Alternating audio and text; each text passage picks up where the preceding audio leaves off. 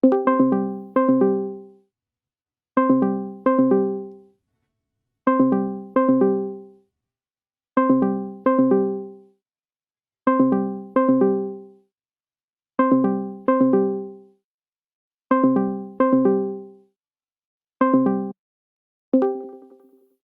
Brown, what do you think about Watch Dogs Legion?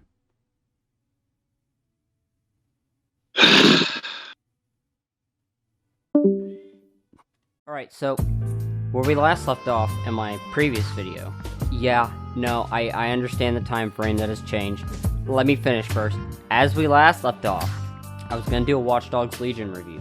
However, during that time span, I went to the hospital twice, been diagnosed with type 1 diabetes, and COD has come out, and I finally got Cyberpunk 4 days after I was supposed to get it, which has kind of got me a little livid, but I'm happy now. Anywho, that all aside, I finally decided, believe it or not, I wrote a review for this game. I was gonna edit it a couple days ago, but my big issue with it was I came off like a fucking robot, and I sounded kind of pretentious, talking about this shitty game. And basically, I started editing. I heard the first, the introduction that I had for the video, and I said, yeah, I don't like this. So, the way I've reworked this is I have a few points, and that's about it. It's a little off the cuff, and I would assume that it's a little more human and non-robotic and not pretentious asshole to just do this off the cuff, do it without a script, just have a couple points. So yeah, let's get into that. One of my biggest issue with this game is the story's pretty shit. Basically, from the get-go, you're playing as this I guess he might be a spy, but you're infiltrating Parliament, and there's some bombs and shit set up, and basically DedSec get shafted, and oh hey, all the blame for these bombings that happen, it goes to them, even though they at least stopped one bombing. That's cool and all, except there's one character, Sabine, who stands out like a sore thumb. She's the only named character you meet at first, the only fully voice acted like a proper video game character, and she continues to stay through the game. Oh, what was that? You didn't expect that there would be a twist at the end and she's the main bad guy? Oh really? You didn't see it coming after you go against these 4 different factions, and none of them are the 0 Day guys? Oh, you didn't expect it? Bro, are you fucking retarded or something? Like, dude, I swear how the fuck did you see that coming? So, yeah, from the get-go, she kind of stands out like a sore thumb, and just as you start to knock away at stuff, especially once you do the SIRS one, that's basically the closest one that would have ties with 0 Day, other than Albion.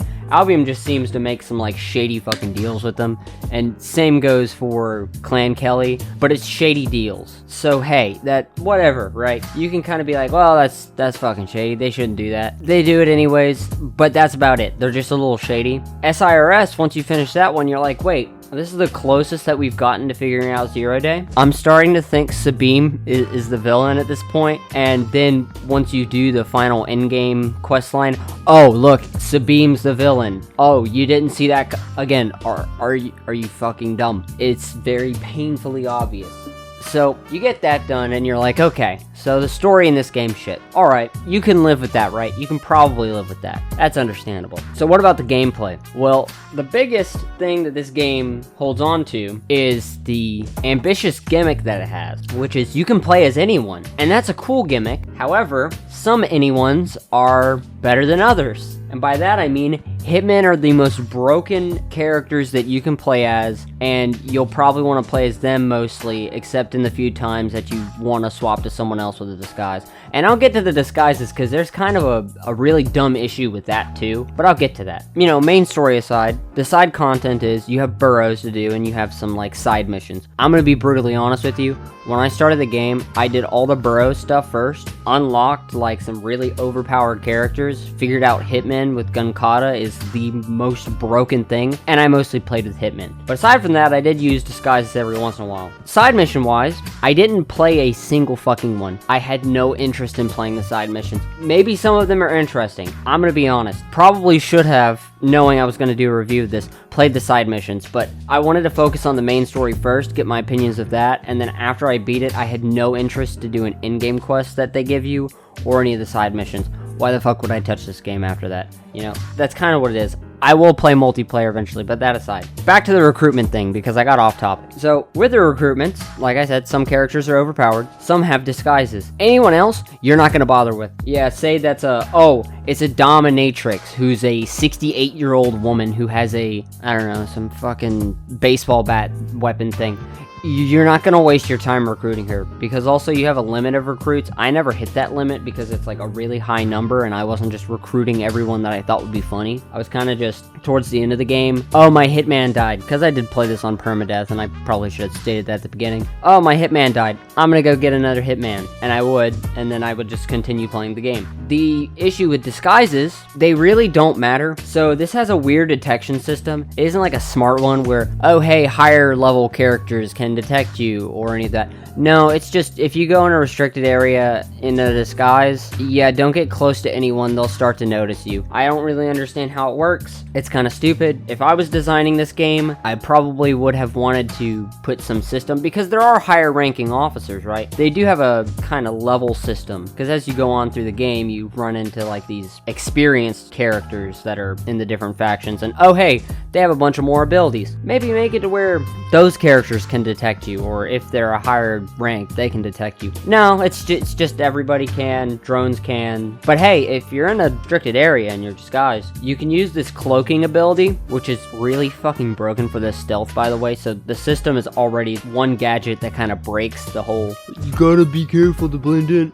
It's really fucking stupid. I don't know where they went wrong. I mean, the stealth in this game is a little better than Watch Dogs 2. I have my issues with that game's stealth. I love Watch Dogs 1 stealth. I think it's great. Watch Dogs 2, however, it's a fucking mixed bag, I'm gonna be honest with you. But Watch Dogs 3, if you're stealth taking down people and doing shit like that, you know, as a cool-ass hitman, yeah, it's pretty epic, not gonna lie. However, if you're trying to walk around disguised, it fucking sucks. And there is one mission, you've probably seen it if you watched any gameplay footage from, like, Ubisoft, because they kept, like, floating this one up in the air whenever they showed off, like, the disguise system. They're like, oh, look, you gotta infiltrate Albion, and, oh, fucking what's-his-name shoots this guy dead. Oh, he's a scary CEO. You don't care. At the end of the day, it really doesn't matter. By the way, speaking of him, I can't even remember the jerk-off's name. He's the guy that's the CEO of Albion. There's a boss battle with him, and it felt out of place. It felt like it was a Division boss fight that they just never implemented, or it felt like it was gonna be in Ghost Recon Breakpoint in DLC, but since that game was so shit and no one wanted to play an RPG shooter, basically Diet Division, they didn't implement it. Yeah, that kind of sums it up. This game feels like,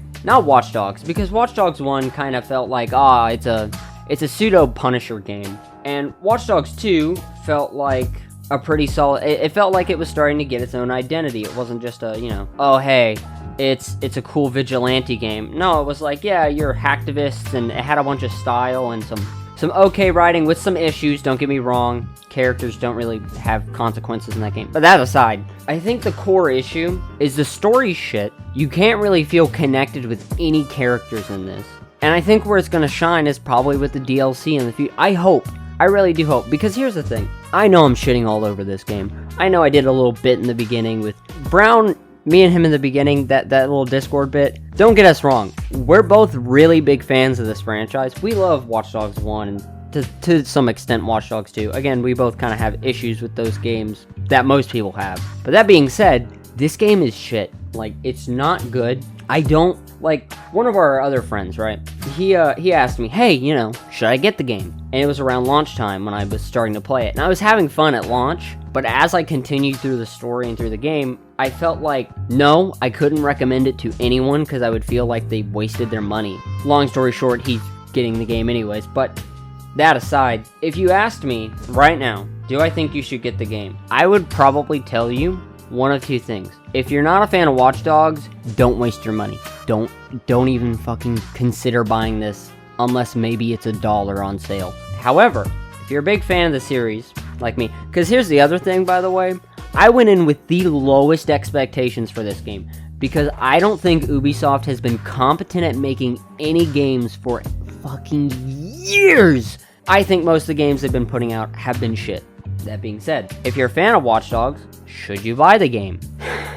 Maybe on sale, but like any sale. Unlike the recommendation I made if you weren't a fan of the games prior, if it goes even like 25% off, yeah, maybe you should buy it. You can tell yourself, oh hey, I bought it on sale, not really any issue. Should you wait for multiplayer or the expansions? Probably. I would like to think that the expansions, since they're gonna have Aiden, which is cool, he looks like an old man now, Wrench, who is probably one of the best fucking parts of Watch Dogs 2, if I'm being honest, and whatever the fucking Assassin's Creed, I don't really give a fuck, and whatever the fourth one's gonna be. That being said, do I think you should buy the bundle that comes with the season pass?